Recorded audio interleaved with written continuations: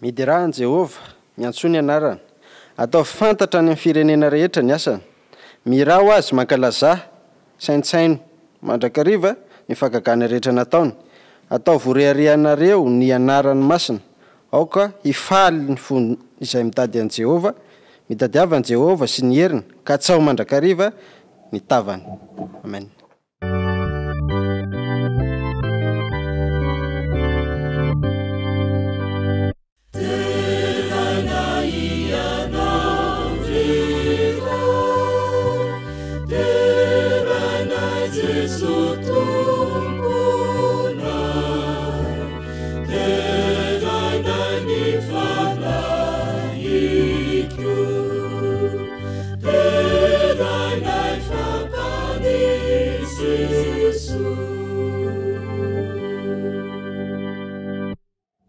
Ry Jevatompo Andriamanitra io amidera sy mankalazanao zay amin'izao fotoana ny sabata mahafinaritra izao ary ataovy mahatsapa ny fanatrehana ny fomba mandokana. Andriamanitra pahary ianao, Andriamanitra mpamonjy anay, koa mangataka anao zay mindra fo aminay ambelan'ny fahadisoanay. Dia ianao Tompo no manokana ity fotoana ity hitondra fifaliana, hitondra fanantenanao anay. Dia misaotra Tompo amin'ny anaran'i Jesosy. Amen.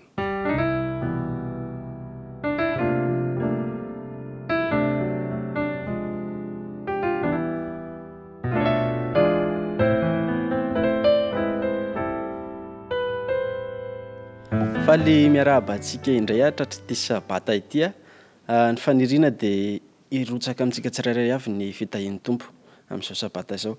Ho fiderahantsika an'Andriamanitra dia andeha ataontsika eo am-pitsanganana ny hira fa 720.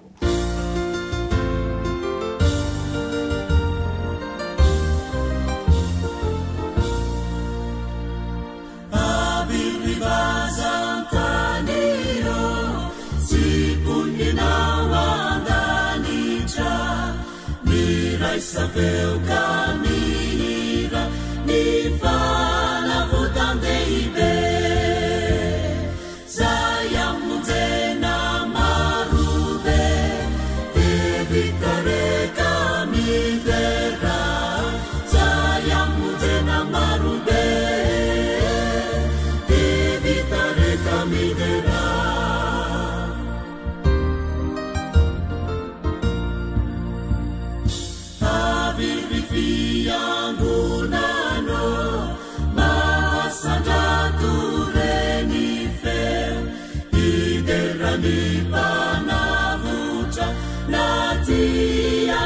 Jaziza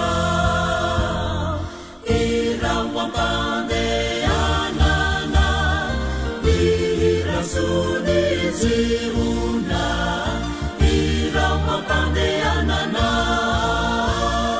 ny irasuniziuna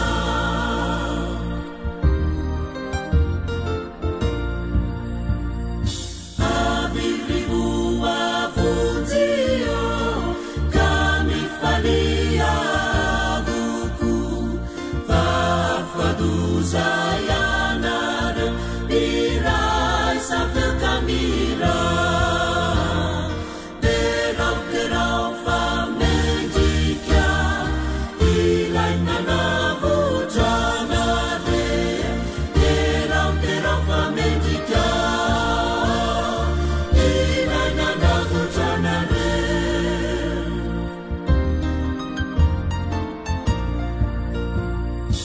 aviri olomberio izay mandreny teniso hoe manatona iza anio ny tompo mafidy ny fitiavany vali ny fiderany troira ny fitiavany vali ny fiderany troira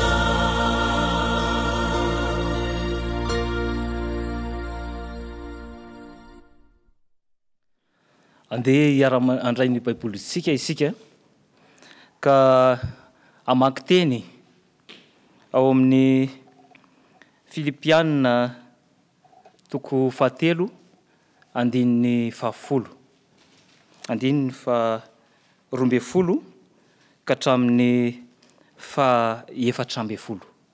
Vaky teny fototra ho an'ny rehetra izay ovakitsika amin'ny anaran'i Jesosy. Tsy toy ny efa nahazo sahady aho na efa tanteraka sahady fa miezaka aho hiazona zay niazonan'i Kristy Jesosy aho.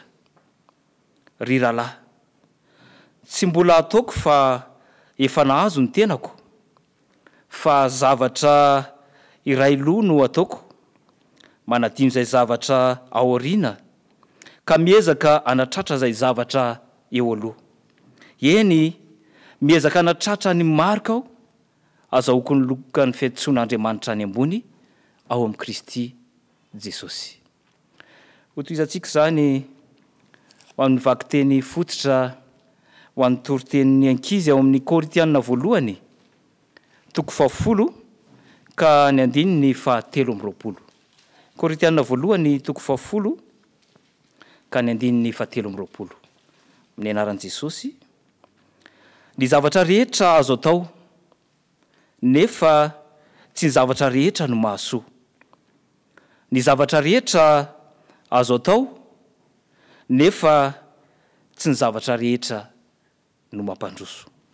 Hotahinany ny teny asoantsika rehefa rahana fanazavana.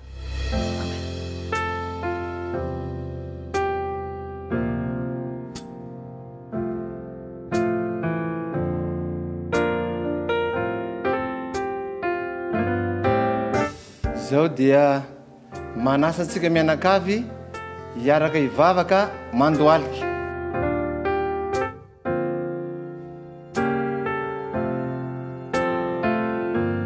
Andriamanitro ray reny zay ny an-danitra, amin'izao sabaty izao dia misaotra anao zay tsirairay avy reto satria eniky ny fitahinao ka tratry izao andronao masina izao.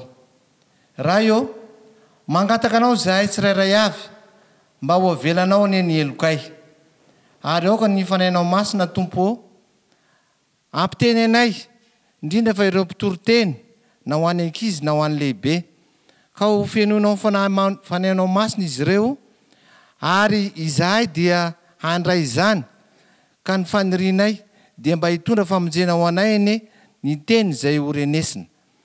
Izany vavaka izany dia tononona sy angatahana amin'ny anaran'i Jesosy.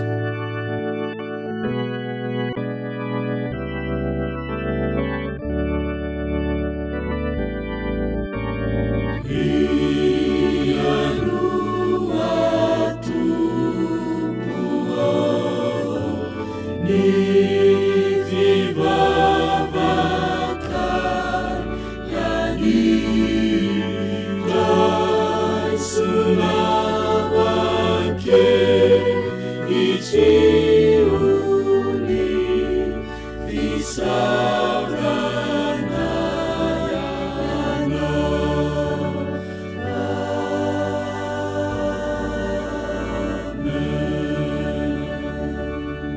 amen.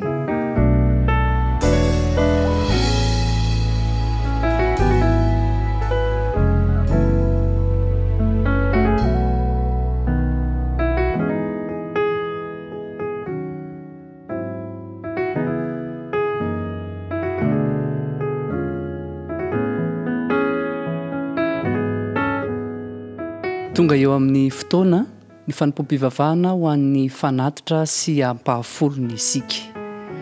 Asika tao ny manomana izany amin'ny mpivavahana mangina eny ampelantanantsika. Izao ny voalazan'ny bokin'ny Malaki.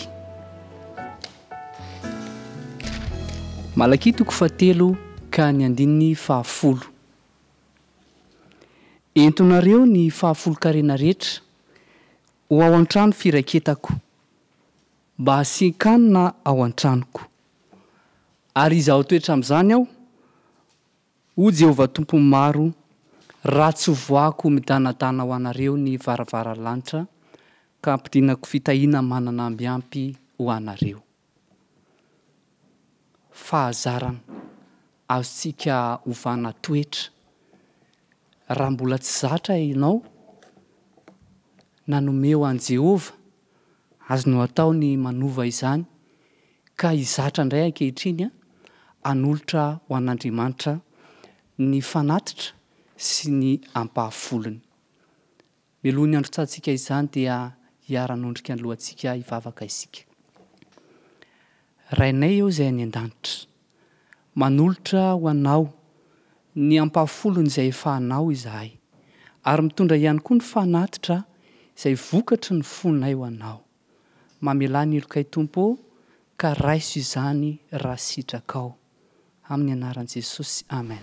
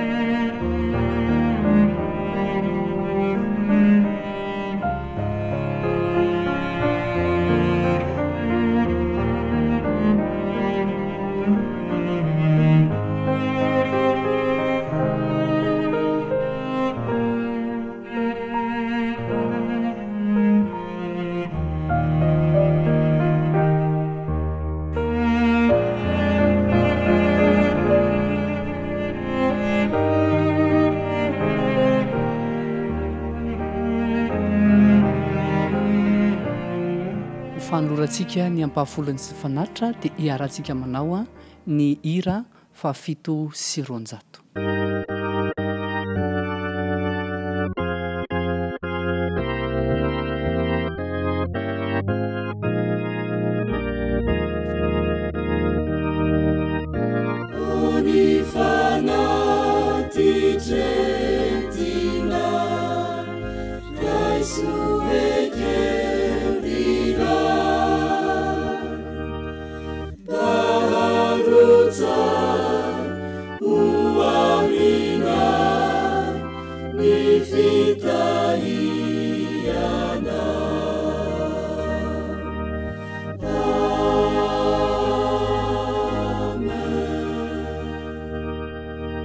Amen.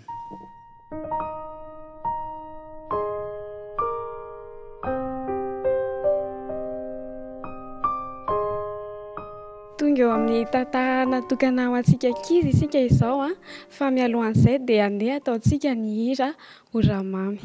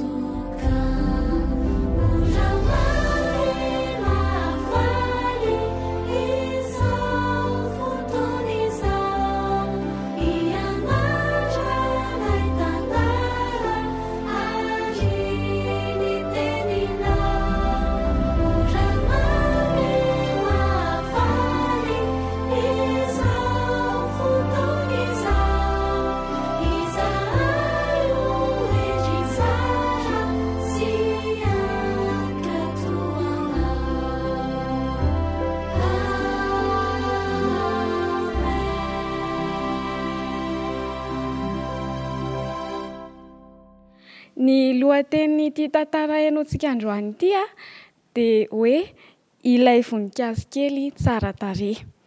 Tantarana tovovavy kely 10 taona ao amin'ny tanàna anankiray. Chloé no anarany. Ankizivavy kely tia voninkazo izy ary fahafinaretana ho azy mihitsy ny mikarakara ny voninkazo rehefa avy any am-pianarana sy rehefa mahavita ny enti-mody izy. Feno voninkazo eo an-tokotanin-ry zareo. Fahavaratra ary ny andro tamin'izay nefany mbola nisy masoandro niposaka ihany. Indro lasa tany amin'ny tanimbary izy any an-tsaha andeha haka voninkazo araky ny fanaony. Mitondra angady izy miaraka amin'ny sobika dia mandeha makany an-tsaha. Rehefa teny an-tanimbary izy dia natazana voninkazo anankiray. Voninkazo manana felana mavokely ary voninkazo tsara tarehy eo ampovoan-tanimbary. Ary ny zavatra nahagaga ny Chloé dia io voninkazo io no voninkazo tsara indrindra. Fa ny vary izay nambolena manodidina ilay voninkazo dia ohatry ny malaza efa mitady ho faty izany. Hafahafa ity hozy izy Chloé. Nefa na dia izany aza dia nangadiny niaraka tamin'ny fakany ihany ilay voninkazo tsara tarehy fa ho amboleny eny an-tokotaniny. Sendra nandalo ary tamin'izay ny tompon'ilay tanimbary. Gaga izy nahita ny Chloé naka an'ilay voninkazo. Dia nanontany an'i Chloé izy hoe fantatrao ve io voninkazo alainao io? Dia hozy izy Chloé, tsy tompoko, tsy fantatro io. Dia hozy izy ilay tompon'ilay tanimbary hoe io voninkazo izay alainao io io no mahatonga an'ireo vary manodidina anazy ireo simba. Halazo mihitsy ary mety ho faty aza. Dia nieritreritra kely teo Chloé. Dia hozy izy hoe ity voninkazo tsara tarehy mavokely ity ve no mety hanimba ireo vary rehetra ireo? Eny hozy izy ny tompon'ilay tanimbary. Aza variana amin'ny hatsaran-tarehiny fa mety teraka zava-doza mihitsy izy ary miteraka zava-doza amin'ny fambolen'ireo vary ireo no fanirian'io voninkazo io ampovoany eo. Raha izany hozy izy Chloé dia tsy angady an'io voninkazo io fa mety hanimba ny voninkazo tsara tarehy efa maniry tsara ny an-tokotaninay ihany io. Dia ny farana hatreo ny resaka izy mianaka. Fa rehefa teny an-dalana hody Chloé dia mbola nieritreritra foana izy hoe iny voninkazo tsara tarehy mavokely iny ve dia mety hiteraka fahafatesan'ireny vary rehetra ireny? Ahoana tokoa izy ny soratra masina mahakasika ny toe-javatra tahaka izany. Araka ny voalazan'ny Baiboly dia tsy mahagaga izany fa na i Satana aza mampiova ny endriny ho tahaka ny anjeliny mazava. Eo amin'ny fiainantsika eotraka izy dia betsaka ny olona miseho anjeliny mazava. Mety ny namantsika, mety ny havatsika, mety ny olom-patatritsika ihany koa aza. Ary marobe ihany koa ny zavatra ampiasaintsika amin'ny fiainana andavanandro. Ohatra hoe ny kilalao ataontsika, ny finday, ny zavatra ampiasaintsika rehetra mety ampiasaintsika afaka ampiasaina amin'ny zavatra tsara izy ireny kanefa ihany koa mety hitondra antsika amin'ny ratsy ihany koa ary mety hanapodika ny fiainantsika mihitsy aza. Amin'ity androany ity raka izy dia asain'Andriamanitra isika mba hanolotra ny fiainantsika, azotsika mifantona ny zavatra tsara izay ambolentsika eo amin'ny zaridaina ny fontsika. Ny tenin'Andriamanitra ao amin'ny Korintiana 1:10-7 dia milaza hoe ny zavatra rehetra azo atao fa tsy ny zavatra rehetra no mahasoa, ary ny zavatra rehetra azontsika atao fa tsy ny zavatra rehetra no mampandroso. Andriamanitra anie omba sy tantana ny fiainantsika mba ahafahantsika ankizy kely tsirairay avy misafidy ny zavatra mahasoa izay ambolentsika eo amin'ny zaridaina ny fontsika ary mety hahasoantsika koa hitondra antsika any amin'ilay fiainana mandrakizay. Amen.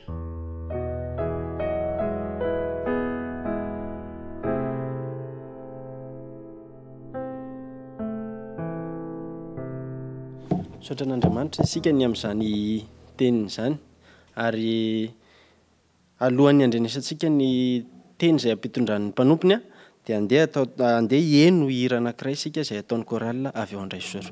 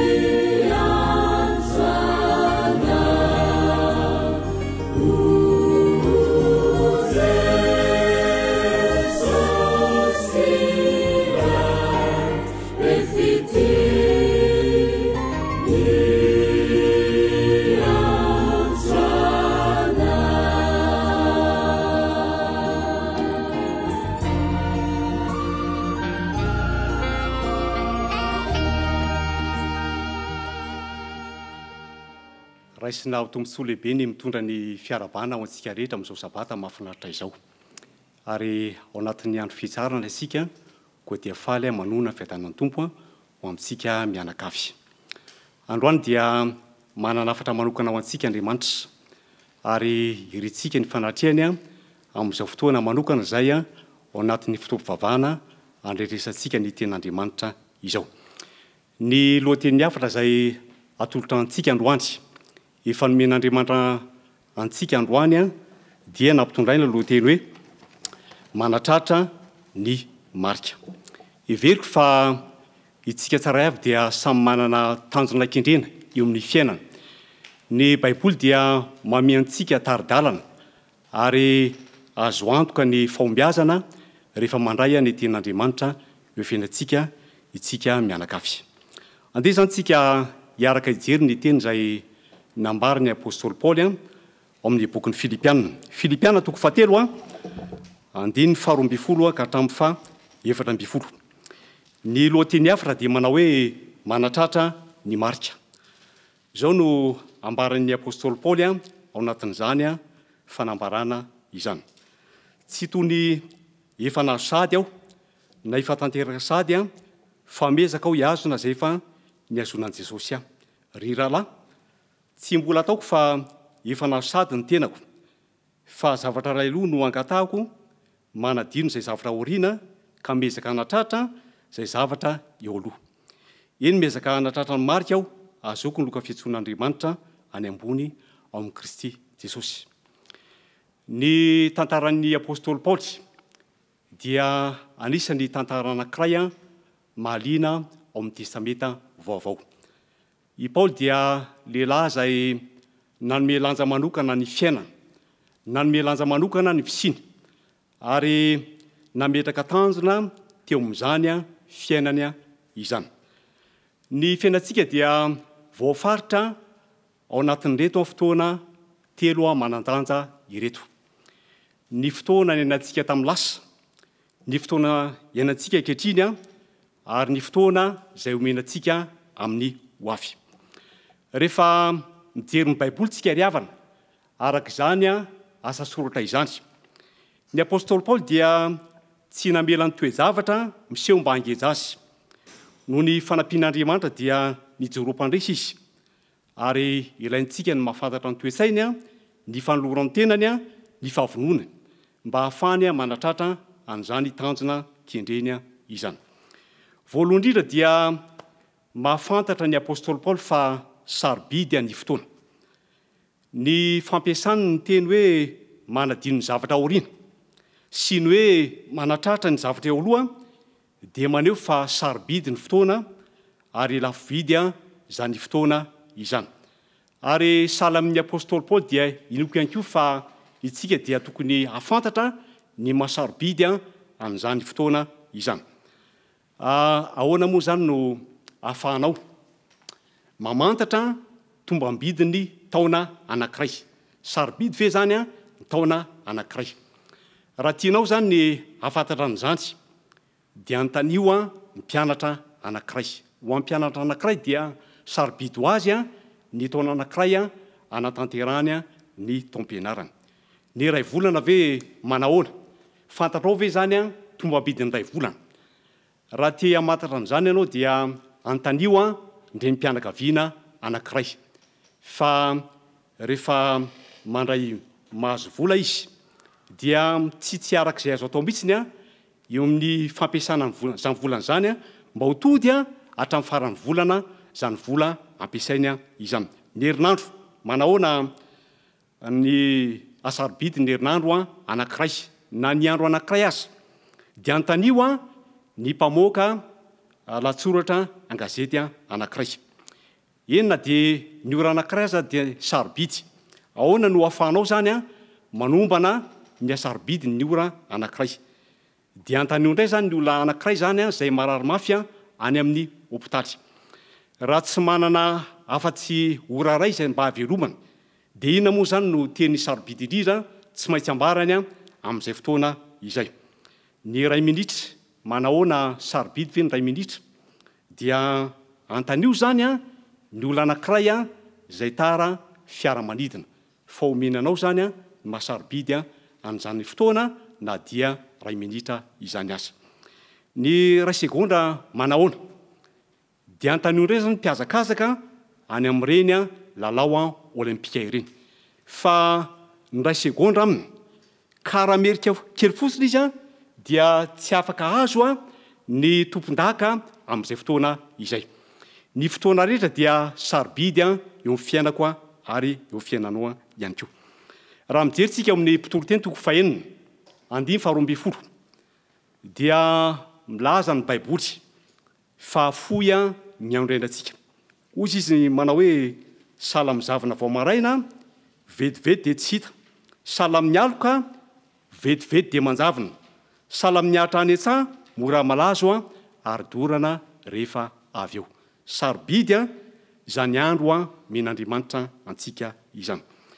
Ny baiboly ihany koa dia mampianatra fa tsy azo antoka ny fiainantsika ety, ary raha tsy manana antoka ny amin'ny ho avy isika dia manana ny andro a andio, ny ankehitrina zay a omen'Andriamanitra antsika. Satria tsy amposintsika ny zavatra iseho amin'ny fiainantsika dia zao ny fanambarany baiboly amin'ny Korinthianina 2:2 manao hoe fa hoy tamin'ny andro fankasitrahana no nianoko anao, ary tamin'ny andro famonjena namonjeko anao. Indro ankehitriny ny andro fankasitrahana, indro ankehitriny ny andro famonjena. Zao ihany koa no ambaran'ny apôstôly Paoly amin'ny bokin'ny Hebreo.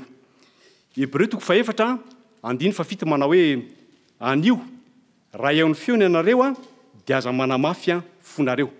Ary satria tsy azo antoka ny fiainana dia araraoty zany fotoana ananantsika izany. Izany ange no teny sarobidy indrindra zay ambaran'Andriamanitra amintsika amin'izao vaninandro endratsika izao. Rehefa mijery an'io bokin'ny Filipiana io tsika ry havana dia mahita ireo dingana zay nataon'ny apôstôly Paoly mba hazoana ny tanjona kendreny ny marika izay kendreny. Ny lohaten'ny afatra dia hoe manatratra ny marika kendrena.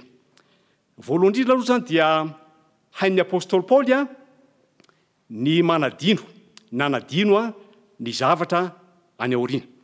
Andeha zany overenantsika vakina ny Filipiana 4:7 manao hoe ry rahalahy hozy izy, tsy mbola ataoko fa efa nasady ny tenako, fa zavatra ray roa no ataoko manadino zay zavatra aoriana ka mezaka anatratra zay zavatra eo aloha.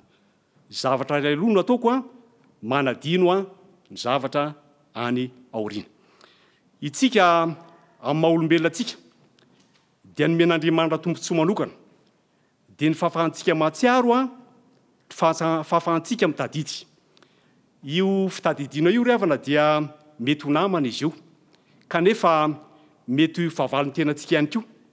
Fa raha mitodika mijery lasa ianao ka mahatsiaro lasa dia noko fa mahatsiaro ireo zavatra tsara teo amin'ny fiainanao, kanefa ihany koa mahatsiaro ireo fanandramana ratsy zay nataonao. Io fanandramana ratsy zay nataonao teo fiainanao io dia manimba anao izy ireny. Manimba antsika ny fahatsiarovana an'ireny fanandramana ratsy zay nitranga teo amin'ny fiainantsika ireny. Mahatonga antsika ho lasa takalonaina ny fitadidiana sy ny fahatsiarovantsika an'izany mandrakariva. Itsika dia mahafantatra ny tantaran'ny apôstôly Paoly fa nanenjika fiangonana izy tany aloha, namono ny kristianina ary natao azalambo mihitsy ny mpivavaka ny olona zay nijoro tamin'ny finoany tamin'izany fotoana izany. Ary teo anatrehan'izany dia nahatsiaro tena omeloka noho izany zavatra nataony izany tamin'ny lasa ny apôstôly Paoly. Dia izany manambara hoe izao no lohan'ny mpanota. Rehefa nendrian'ny eritseriny izy, rehefa natsapany zany fahatsapatena omeloka zany, dia niteny ny apôstôly Paoly manao hoe izao no lohan'ny mpanota. Ary nanao fiaikana lehibe zany ny apôstôly Paoly teo amin'ny fiainany fa hiala amin'izany fahatsapatena omeloka izany. Dia niteny izy nanao hoe aoka hay anadino zay zavatra aoriana. Ary hain'ny apôstôly Paoly zany ny nanadino ny zavatra ratsy ireo fanandramana ratsy a niseo a teo amin'ny fiainana ary amin'ny teny hafa dia zao no azambara hoe entiko aminao Andriamanitra ny fahotako. Hain'Andriamanitra ny mamela ny fahotantsika. Ny fahatsapatena omeloka dia ilayntsika ny manaisotra an'izany. Manimba ny fahasalamantsika ry havana. Ny fitadidintsika zany a zavatra tsy mety a nataontsika teo fiainantsika tamin'ny lasa izany. Rehefaamijery an'izany boky Filipiana zany koa izany tsika dia mahita fa ny apôstôly Paoly a dia mampifantoka ny sainy a amin'ny zavatra lehibe indrindra. Dia mijery a zay laram-pahamehana izy. Aoka hifantoka amin'ny zavatra lehibe indrindra izay tokony ataontsika isika amin'izao fotoana izao. Ary hikaroka ny fomba rehetra hoentina manatratra an'izany. Mahafinaritra ny teny amin'ny Filipiana 4:7. Toy izantsika ny teny a 9:7 manao hoe zavatra ray loha no ataoko. Miezaka hanatratra zay eo aloha, eny miezaka hanatratra ny marika aho a azoko loka ny fiantsoan'Andriamanitra any ambony ao amin'ny Kristy Jesosy. Ry havana malala, tsy maintsy mametraka zay laram-pahamehana isika. Inona moa zany no tena laram-pahamehana lehibe indrindra eo amin'ny fiainanao? Zao ihany koa no teny ambaran'ny Kristy ao amin'ny bokin'ny Matio. Matio 4:7 manao hoe fakatsao aloha ny fanjakany sy ny fahamarinana dia hanampy anareo a izany a rehetra izany. Manasantsika Andriamanitra hikatsaka ny fanjakany. Manasantsika Andriamanitra mba hikatsaka n'izany fahamarinana izany. Ary hain'Andriamanitra ny manampy atsika amin'ny zavatra rehetra eo fiainantsika andavanandro mba ahafahantsika mahita fahombiazana manatratra zay zavatra tiantsika ihany koa ny amin'izao fiainana izao. Raha mametraka aloha arantsika, mametraka laram-pahamehana amin'izany a fanjakan'Andriamanitra izany. Misy teny anankiray azo amitina na filazantsara. Jaona 4:7 manao hoe fa toy izao fitiavan'Andriamanitra izao tontolo izao. Meno ny zanan'ilay tokana mba tsy ho very zay rehetra mino azy a fanana fiainana mandrakizay. Andriamanitra maniry ny olona rehetra mba handray ny famonjena. Amin'ny alalan'ny fanasana no anatanterany an'izany, fa tsy amin'ny alalan'ny herisetra velively. Kaoka tsika atsapa andray a amin'izany fitiavan'Andriamanitra izany. Ny fantaniana tiako apetraka aminao amin'ny pianio ity dia manao hoe ahoana no andraisanao a amin'izany fanomezana lehibe izany. Ilayntsika ry havana ny manotra fiainantsika ho an'Andriamanitra amin'izao fotoana izao. Manana plany amin'ny fiainanao Andriamanitra. Manana drafitra efa voatokana ho anao izy. Koa ilayntsika ny mahafantatra, ilayntsika ny mikaroka ny mandray amin'izany. Zao ny teny amin'ny Apokalipsy 7:20 manao hoe indro efa mitsangana eo am-baravarana ka mandondona. Raha misy mandreny feoko ka mamony varavarana dia hiditra ao aminy aho ka hiara-misakafo aminy ary izy amiko. Efa nanokatra ny fiainanao ve ianao, ny varavaran'ny fonao, ny fiainanao manontolo mba hanjakan'i Jesosy amin'izao vaninandro misy antsika izao. Ary raha irinao mianatratra ny marika kendrena eo amin'ny fiainanao dia antsoa Kristy ho tompo sy mpamonjy ny tenanao manokana. Andriamanitra ne hitantsika. Andriamanitra ne hitan'izany teny izany mba hitondra fahasoavana, hitondra fifaliana, hitondra fahombiazana, hitondra fanantenana ho antsika tsiraray avy. Andriamanitra ne hitantsika mianakavy. Amen.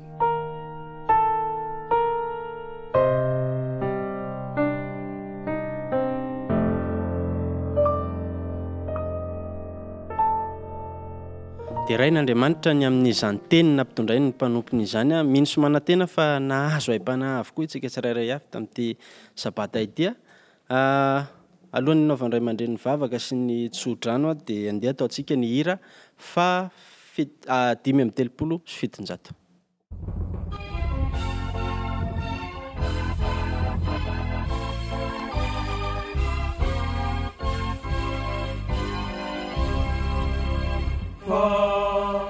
Sambaty izay mitoretra ao an-tranony avo indrindra ao an-tranony Jehova. Sambaty izay manan-kery ao an-kely Federana sambaty zay mitoe trawatrano ny avo indrindra ideranao ideranao ideranao mandrakariva ideranao sambaty zay mitoe trawatrano ny avo indrindra Awatrano Jehova sambaty zay manakely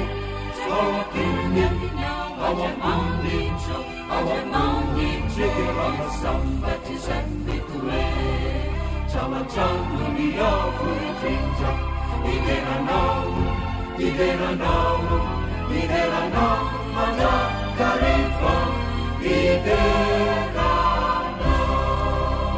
sambaty zay manakely Manakely avy aminao ry avo indrindra sambaty zay mitoetra ao amin'ny avo indrindra masoandro ny anao miaroazy sady ho apingany ko masoandro ny anao miaroazy sady ho apingany ko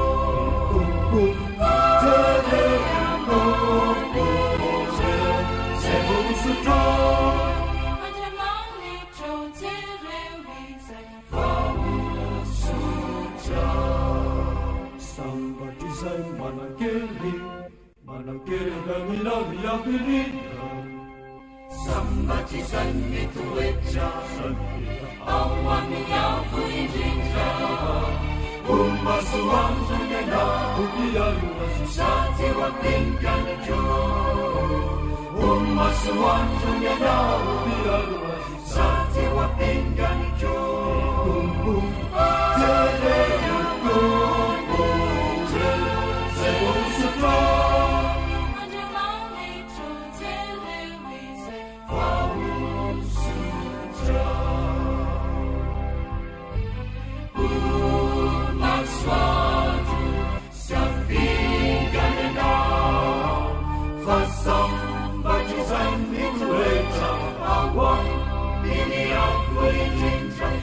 Sambaty zay mitoetra ao amin'ny avo indrindra Jereko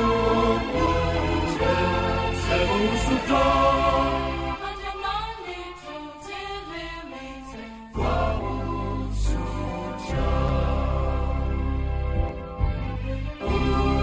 masoandro sy afingany anao fa sambaty zay mitoetra ao amin'ny avo indrindra fa sambaty zay mitoetra ao amin'ny avo indrindra Jereko zay vosotra Andriamanitra jeremeze voahosotra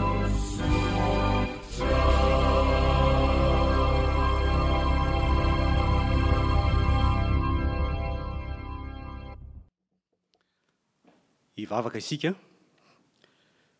ry Jehovah Tompo Andriamanitra io feno fakasitrananao ny fonay amin'izao sabata mahafinaritra izao satria afaka natsapa ny fanatrehanao zahay afaka nandreny ny teninao manana afatra sarobidy ho anay mandrakariva ianao amin'izao ny faran'izao ary fanirianao lalina Andriamanitra ny mba ahitany fombiazana amin'izao fiainan'izao izay tsiraray avy eo amin'ny fiainanay dia manana marika kendrena sala amin'ny apôstôly Paoly ihany koa mangataka ny fanampianao izy Andriamanitra omeo anay ny fahafahana manatanteraka an'izany marika kendrena eo fiainan'izany mpanota zahay ary tsy mendrika eo anatrianao ko avelao ny fahotanay aoko hita tsy manatsiny zay ary aoko feno fainanao masina ho fantatra mandrakariva ny sitraponao sala amin'ny apôstôly Paoly Andriamanitra dia ilainay ny miala amin'ny fahatsapatena omeloka aoka ialanay ireo zava-dratsy ireo fanandramana ratsy zay nangeza fiainanay tamin'ny fotoana lasa fankehitriny dia mijoro zay ary hanavao ny fiainanay ary hikatsaka ao kosa ny fiainam-baovao ary jery ny oloha mandrakariva anatanteraka zany marika kendrena izany Andriamanitra meo anay ny fahendrena ny fahalalana aoko tsapanay ny fitiavanao vonjeo zay Andriamanitra ary ambino zay ka sian-tananay dia iroborobo zany meo anay tompo ny fahasalamana tsy akasika ny fiainanay ny tokantranonay ny fianakavianay ny arety mandringana amin'izao ny faran'izao fa dia ho feno fanatrianao zay ho feno fahatsaranao dia misaotra tompo amin'ny anaranao Kristy no angatana zany vavaka izany amen.